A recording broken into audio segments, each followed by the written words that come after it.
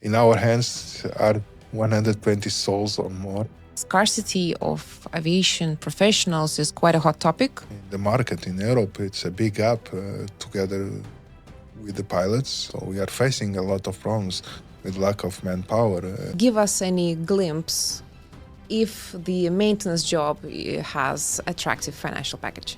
In the beginning, probably is not so attractive. If you have experience, and so then you can have, let's say, a good salary above the average salaries in Europe. And what about AI? I don't think that will completely replace mechanic, but will support and will help us in some process.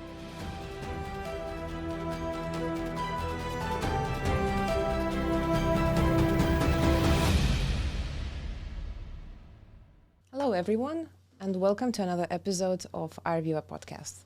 Now, my name is Katrina, and today we're digging into the exciting world of aviation maintenance. So today I'm delighted to present you Nuno Nunes, if I'm spelling it correctly. Yes, it's correct. Nice. So aviation maintenance part is often left in the shadows, in the contrary to the piloting, cabin crew services, and other parts of aviation. It's not in your face, let's say, services that passengers and other ordinary people are mentioning or seeing in the everyday life.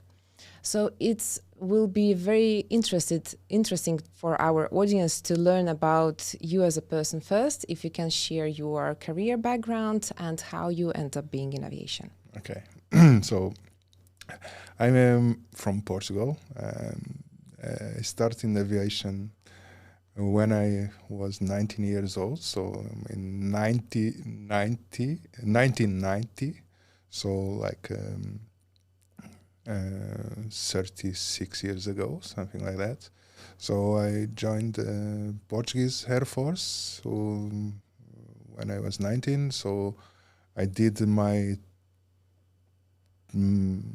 technical training there. So I was 1 year in the theoretical, so in the school with the theoretical part, and then 3 years in the practical training. So I was working in the aircrafts, in military aircrafts. After that, I left the Air Force, the military, and I joined the civil aviation. So I started in Portugal, in the Lisbon airport, as a mechanic in that time without any certifying approval. So I was working in line maintenance, doing maintenance for 727s, the very old aircraft, 737 Classic. Yes, and after I stay in Lisbon for around 8 years, working in line maintenance, then also in a ACMA company, airline in Portugal. And, in that time when I joined this airline, I was line maintenance already with a certification, so B1, we call B1. Then there I was working in line, like I mentioned, and also flying spanner. So I was part of the crew. I was flying with aircraft around the world because this was a ACMA company. And after I left Portugal and I came to Poland, and I started in Poland in Katowice in a local company supporting Wizz Air. That was also in the beginning of operations of Wizz Air. So I was in Katowice as a line maintenance mechanic during 2 years. After this company started growing, and I started also growing in my career. So after I was responsible to start the planning and engineering department in this Polish company. That it's also one of the important departments in maintenance that also is not so visible, but is really important. then I was become a base maintenance manager. So I start the base maintenance in this organization. Base maintenance, it's also important maintenance, not so well known, but it's also really important. So I was responsible to start up the base maintenance in this organization. I stayed there, responsible for that for a few years. After I became, let's say, technical director of the company. And in the 2024, I left Poland. I joined the Avion Express. So it was the first time that I was working in the other side of the maintenance, so for the operator. And I was there 1 year and a half. I left, and right now I'm maintenance manager in FL Technics. So this is shortly my career till now. That's so many years of expertise that you are bringing to the field. Yet going back to when you were 19, yes, what made you decide you want to enter aviation world? It's actually was a coincidence. The reason is that in that time I left the school. I finished the high school, and in that time in Portugal was some program from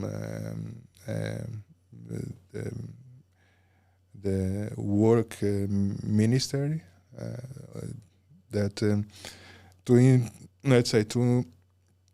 to introduce the young people in the market. So there was a program that I applied for that program, and I joined before Air Force. I was 9 months in TAP, so I joined TAP as a mechanic, but cabin mechanic. So. And I was there 9 months, and the reason that I couldn't stay in TAP in that time, TAP, the Portuguese airline, it's that in that time TAP was a governmental company, and was, let's say, the rule to join a governmental company, you need to have the military service, because in that time was mandatory for males to have the military service. So. And then I decided, okay, in this case, I go to the Air Force. I'm gonna do my training, technical training, and I will take this chance to do this training, and then I will be back to the civil aviation. So it was like a little bit by coincidence, because actually I was studying not engineering, but I was actually study economic, but the opportunity show up, I liked and I catch, and right now I think after all these years I can say that I did a good choice. If you ever look back at the beginning of your career, would you change anything? No, not at all. No, not at all. That's great. When no regrets, and yes. that's doing great. Are there any experiences which you encountered during first 5 years as a young professional that you encountered and you recall even these days? Will it be positive or negative, whatever experiences that shaped who you are today? It's I'm saying that in the aviation, every day you are learning. You cannot say that you know everything. In that time, yes, I was learning. I was very fresh. I had lucky to meet with good technicians. They gave me good advices. They show me how to do it, the things. You never know what can happen in line maintenance, and you don't know nothing. You need to, because every day you are learning. So. You mentioned several times line maintenance and base maintenance. Can you explain the difference between line maintenance and base maintenance? So line maintenance is the maintenance that we are performing daily. So every day when the aircrafts are not flying, normally during the night, because the aircrafts, they are flying mainly during the day, and during the night, night stop, We are doing maintenance, so mainly it's the inspections to make sure that because the aviation or the maintenance in aviation is a preventive maintenance. So we are trying to do maintenance to avoid malfunctions. So and the line maintenance is daily maintenance that we are doing during the nights mainly, every day. So that is inspections, replacement some components that needs to be replaced before reach the lifetime, because most of the components has a lifetime. So this is like line maintenance, light maintenance also. And then we have the base maintenance or heavy maintenance. This is normally every 2 years. So it depends of the aircrafts, but most of them it's every 2 years. That aircraft is stopped for 1 week, 2 weeks, depends of the size of the check that is need to perform. So in this base maintenance or heavy maintenance, we are doing more deep maintenance. So we are removing panels, floor panels, sidewall panels to check the structure of the aircraft if it doesn't have corrosions, and do a more deep maintenance. So that is the difference between line and base maintenance. So line is, let's say, everyday checkups, and base maintenance is medical check of aircraft. Like, yes, it's like a big checkup. Yes. Big checkup, yeah. So you have quite long path, and you are holding managerial position nowadays. If you are looking at the career ladder, if you have to explain to the young aspiring professional that is seeking to become someone like you, so what steps he or she should make to build this career? You know, the first step is to have the training, the basic training. So to have some basic training. Right now, it's more easy to get this training. To join the maintenance companies, and after, it's takes some time. It's a long path, but the first step after you get the basic training is to work, get experience, because it's really the most important in aviation is experience, because every day you find different problems, and if you don't have experience, sometimes it's difficult for you to handle these problems.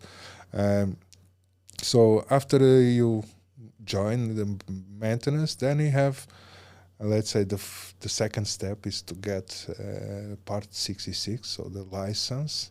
As a Part 66, that is the license that allowed you to be certifying staff, so that you'll be responsible for release of the aircraft. So without this CRS, we call CRS, the aircraft cannot fly. So this is let's say the second main step. And after you need to have dedication to the job, to work hard, to get experience, to learning every day, because it's really important. And then it's looking for the opportunities when they will show up and catch that. It's what I can say about my career. I was the opportunities, they will show up, and I was catching, and like, for example, when I moved from the apron to the office, because it was in that time was opportunity to start the engineer, or was the need to start the engineering and planning department, and in that time I was the person with more experience in the company, and I was invited to start this department. And after, was needs. The company was also growing, and was needs to expand, and I was, let's say, all the time inviting to be the person to go for the next step. In your opinion, is it enough exposure of job knowledge, who are aircraft engineers, maintenance technicians, and so on, so that to bring enough attention? of students, young professionals to enter the market?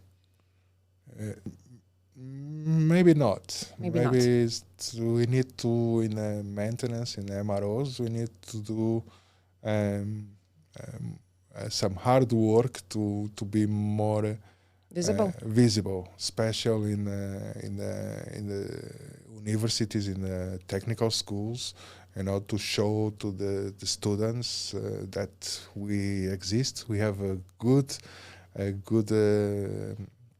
workplaces, and it's a good careers if you decide to be aircraft mechanic, that, and I think it's like this work. I mean, the MROs in Europe, I know that some of them, they are already doing this work, but we need to do more, and in Europe needs to be the MROs needs to do hard work to catch this attention of the students, especially the students, the young people, because it's not so visible.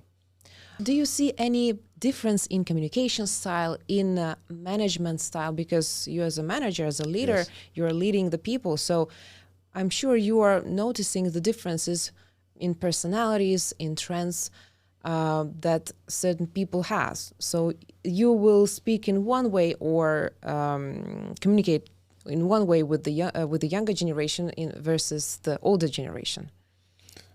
I'm trying to communicate in the same way.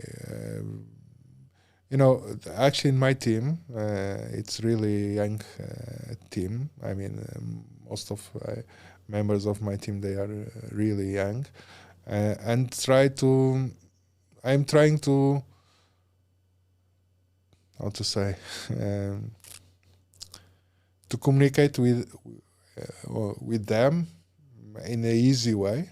I mean, in the easy, but always trying to pass the information, the idea that our job, even in the office, we are really important in aviation, and the safety of the aircrafts, it's in our hands. So we need to be responsible, because some people don't realize how important it's maintenance in aviation. It's I don't want to, let's say, to say that we are the best. No, but beside the pilots, the maintenance probably is one of the most important parts of the aviation, because without a good maintenance, the safety it's jeopardized. Because you cannot fly a plane that is not well functioning.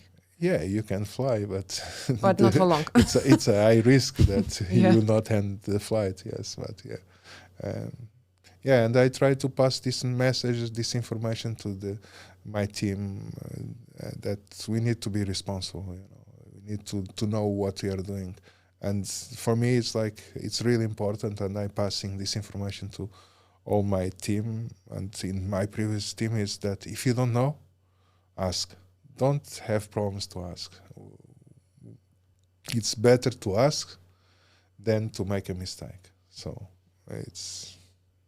to sum up, it's not about the differences in generations. It's about the same staples, the same standards that are there in place for many years. It's about clarity, structure, yes, direct instructions, and sticking to once again, the standards that need to be maintained, because aircraft maintenance is heavily regulated as well, right? Yes.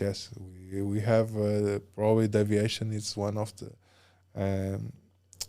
sectors that it's most regulated. So we have several rules, and to keep the aviation safety, we need to have these rules, and we need to follow these rules.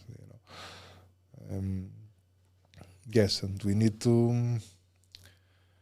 And my work right now is to make sure that our team in the office, in the apron, we are follow these rules to make sure that we are deliver a good job, a good service and deliver to be sure that aircraft is safety to fly, because we are talking about people that normally our aircraft that we are maintaining, the smallest ones is normally for 100 120 people. So we have all the time that we are releasing aircraft, we are in our hands are 120 souls or more in our hands, so we need to take care about that. We are responsible for that.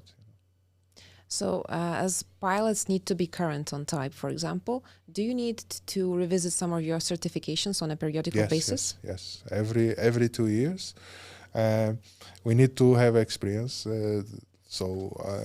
Our certifying staff has authorization, company authorization, that it's renew every 2 years, and our staff needs to prove that during the last 2 years they were working at least 6 months to keep the experience.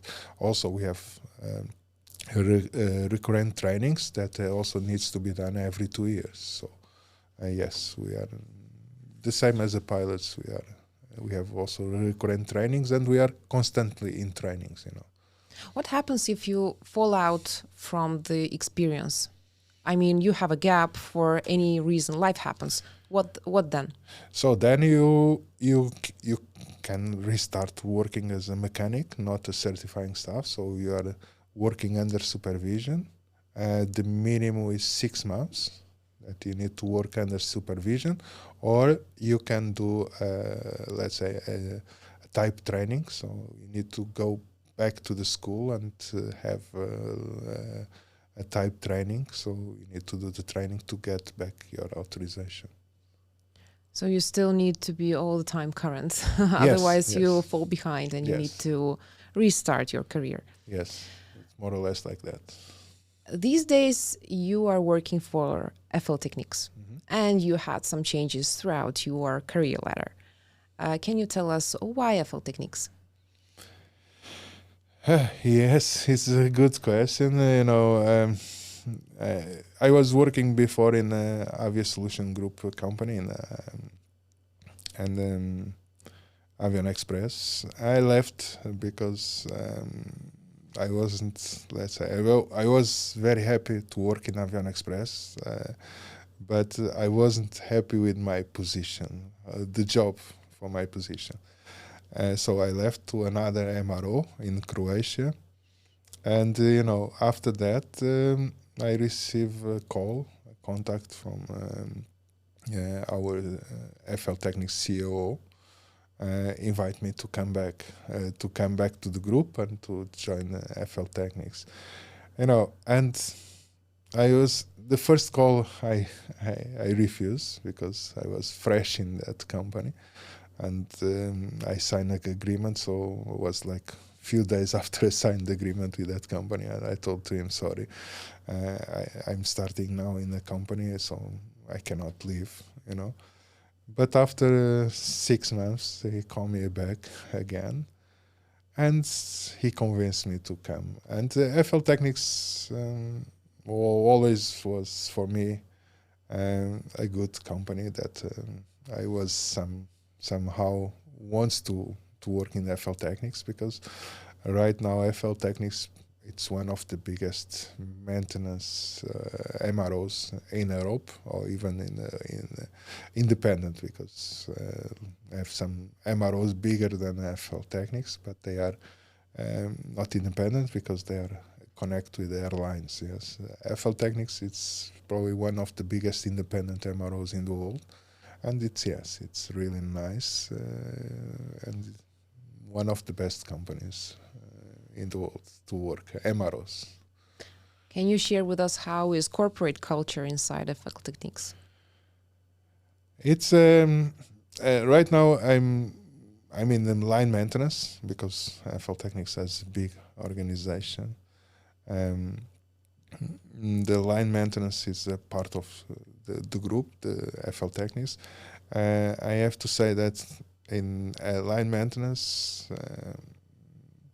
we are a small team, because we are around 400 people. That's not small. Yes, but That's far comparing from with small. comparing with the base maintenance, FL Technics base maintenance is very small, and it's somehow it's a work team. We are a team that we are working together. We our culture is to work as a team. To the supportive environment you Yes, have, right? yes. So it's understanding. You are not you never feel alone. All the time you have some support. You have support system Yes. with your colleagues, so Yes. that's great to know. It's always eases up everyday work because it's like another family because you're spending Yes. a lot of time at work. If you describe your current workplace, what would be top 3 words you would be describing it with? The top 3 words to describe: leadership, oversight,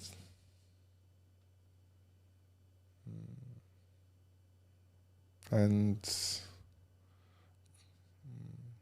maybe cooperation. 3 very strong words Yeah. for the great company. We're going to be moving more on the leadership topic now because you are holding managerial positions. So what do you think it makes to be a good leader? Good question. You know, to be a good leader, you need to do it. I mean,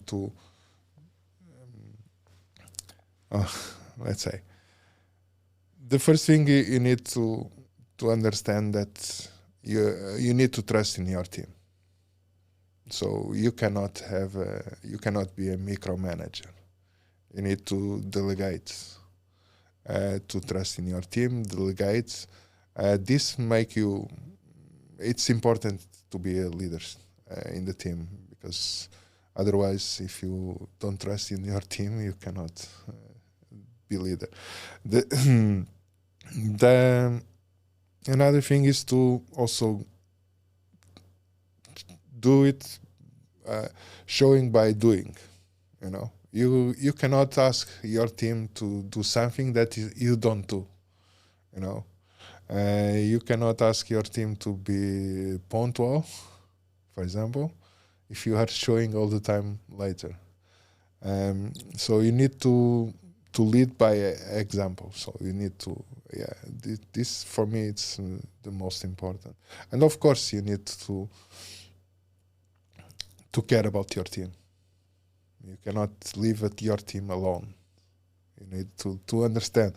It's and sometimes, you need not to be friendly, because we need to understand that business is one thing, but you need to be open to listen your team also, to open to be judged. Sometimes you need to sometimes your team judge, and you need to understand to listen this feedback from your team, because even if you are a leader, sometimes you can make mistakes, and it's more easy to understand your mistakes when someone is telling you than by yourself, because sometimes we think that we are doing the things in the right way, but we are not, because we don't see ourselves sometimes, or we don't want to see sometimes. Yeah. To reiterate, a leader needs to know the processes from the inside to effectively lead them.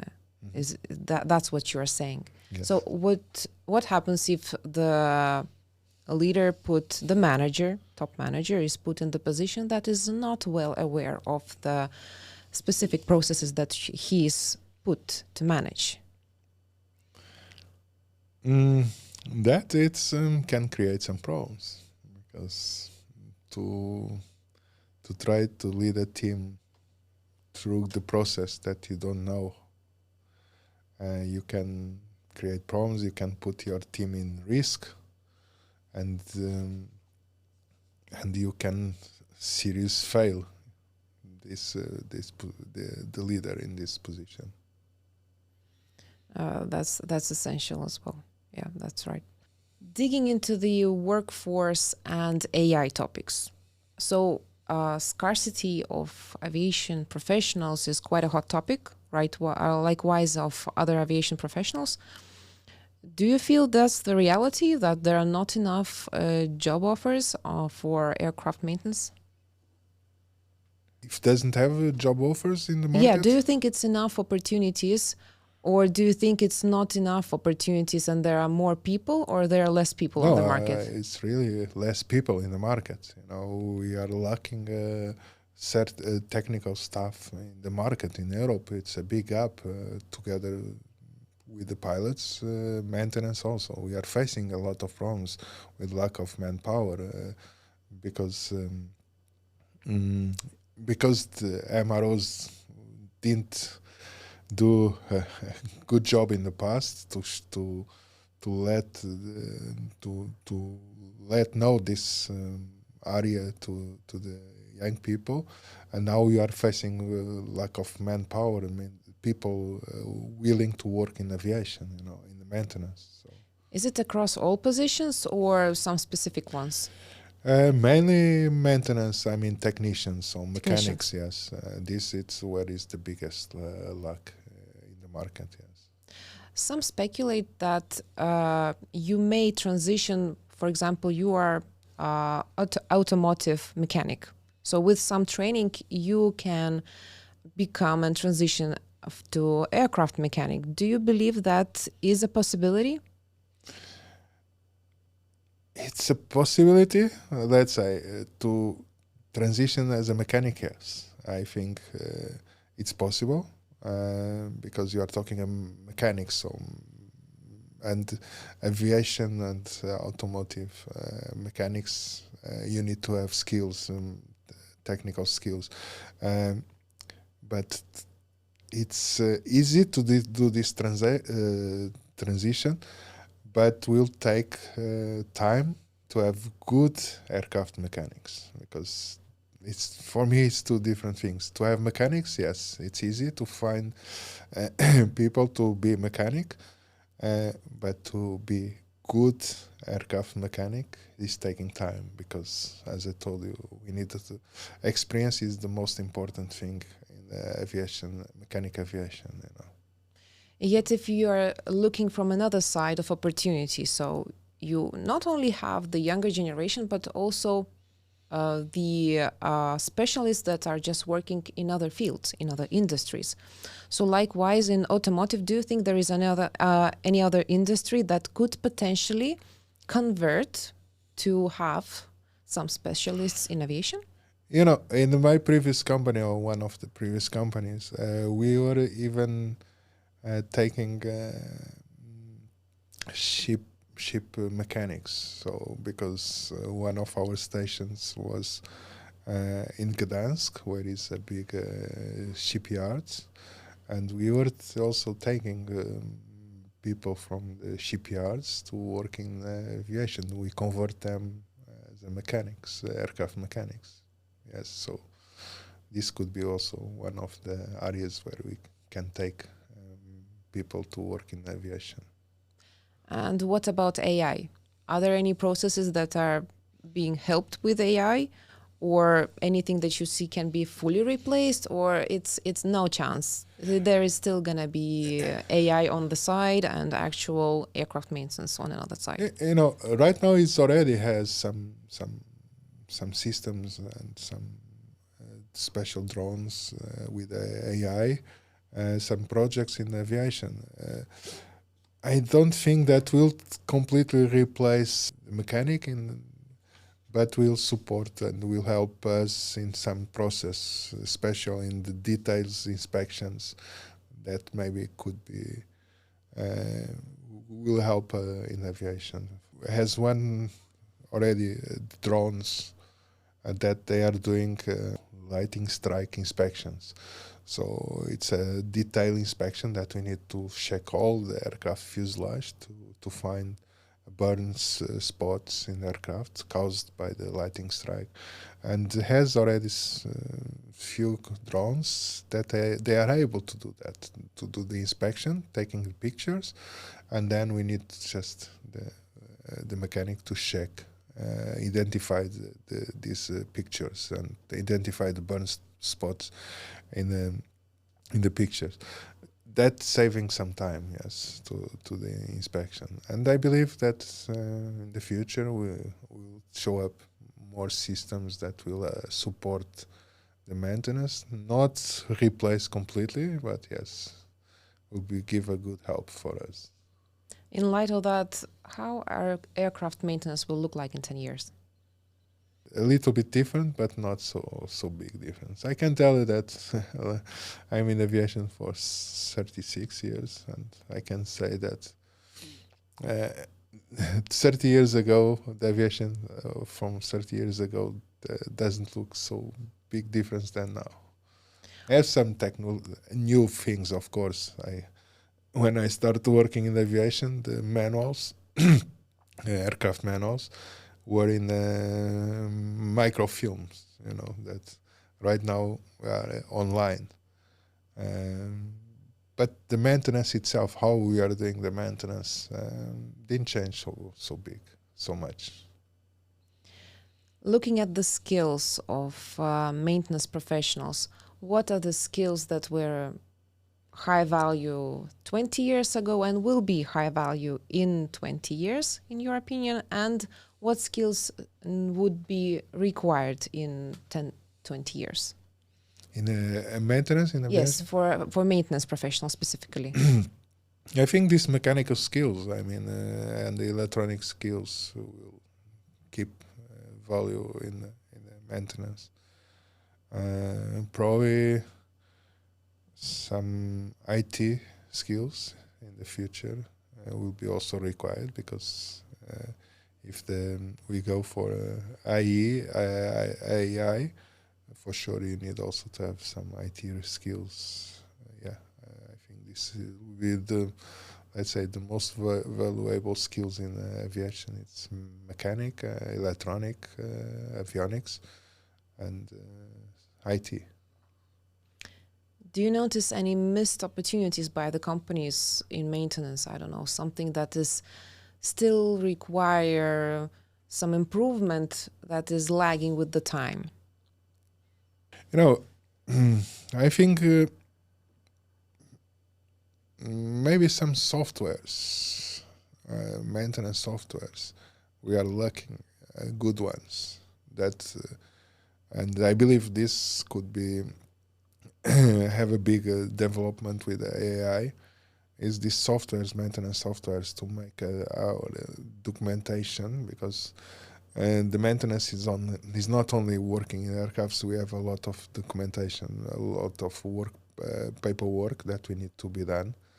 And maybe this software's development, we are missing a good softwares in the maintenance to help us with this support. I'm sure years of expertise. If you think a bit more, I think you will find even more developments that require and would ease your everyday life. And if we speak about your everyday life, how your usual workday looks like? It's normally it's meetings. We have some meetings where we know. We talk about what was performed, what is not performed. I have meetings with the technical team to understand how was the performance during the night, because our maintenance, most of our team is working during the night. So then we have constantly audits, because as I told you, we have very restrict rules that we need to follow. So we have audits. So it's also part of my not daily, but very often I need to attend audits. And then, yes, procedures that we need to revise after some investigations that we need to, I need to revise and improve. Yes, it's and yes, daily problems, because all the time or every day we have new challenges and new issues that we need to find solutions and to improve. Yes. How do you recharge after the work Uh, day ends? No, because I'm here, let's say, alone. Yes, because my family is not with me here in Vilnius. Um, sometimes for me it's enough to sit 1 hour doing nothing. Sometimes when it's good weather, a good walk. 1 hour walking in the nice green places that we have here in Vilnius, that is really good. Sometimes reading something that is not aviation, book or a newspaper. Yeah, it's that way that I'm recharging. I like very much aviation. I'm lucky person that I can say that I'm working in what I like, and I'm doing what I like. So for me, it's not so difficult to recharge, because when you are doing something that you have pleasure on that, you don't need to recharge. So you are not so how to say, you don't need to recharge you don't need to take longer to recharge. But you still need holidays, don't you? It's if I tell you, my last holidays was 2 years ago. That's a long time. Yes, but it's my way, because I like so much that sometimes I forget that I need to go for holidays. Do you travel for the work purposes? Yes. You do? Yes. Does it happen often? Yeah, actually, here in FL Technics, yes, it's often. For example, last month I was already 3 times in Georgia, so and very often I'm going to Bucharest. It's traveling very often, maybe 2 times, 3 times a month. Yes. Do you have any time to explore local areas? Yes, I'm trying to find some time. Yes, sometimes it's not easy, but yes, at least to go to the city center, So that's another part that probably people outside the aviation miss, that not only cabin crew and pilots travel, but maintenance people also travel. Yes. And in my career, I mean, in the past, I have been in in places that I never imagined that I will be there. I was in Australia, in Sydney, during 1 month. I was in the United States, in most of all countries in Europe. I was in Bangladesh, India, around the world. So yeah, in aviation as a mechanic, if you want, because you're gonna have a chance to know nice places around the world and travel also. As you mentioned before, leadership is about leading with example. So, and I think making maintenance more visible would be great to show with an example. Your example would be great, that speaking to you and knowing your experience, I'm sure it will open eyes to our audience, to the maintenance world, how it functions, that are lots of opportunities, and it's way more just working with the aircraft. It's also documentation, responsibility, discipline. Also, it's a vitally important part of aviation that makes secure and efficient flights that people are taking. Yes. So taking any job is closely tied up to remuneration package. What if you can give us any glimpse if the maintenance job has attractive financial package? Let's say in the beginning, probably is not so attractive because you are learning. And I recall when I started in aviation, my salary was very low, and I was thinking, okay, it's an investment that I'm doing. Now I'm earning small. In that time was really low salary, but I will get benefits for this investment. And right now, after all these years, I can tell you that yes, I did a good investment. So for the young people when they start in aviation, because they start learning, so they come as a apprentice.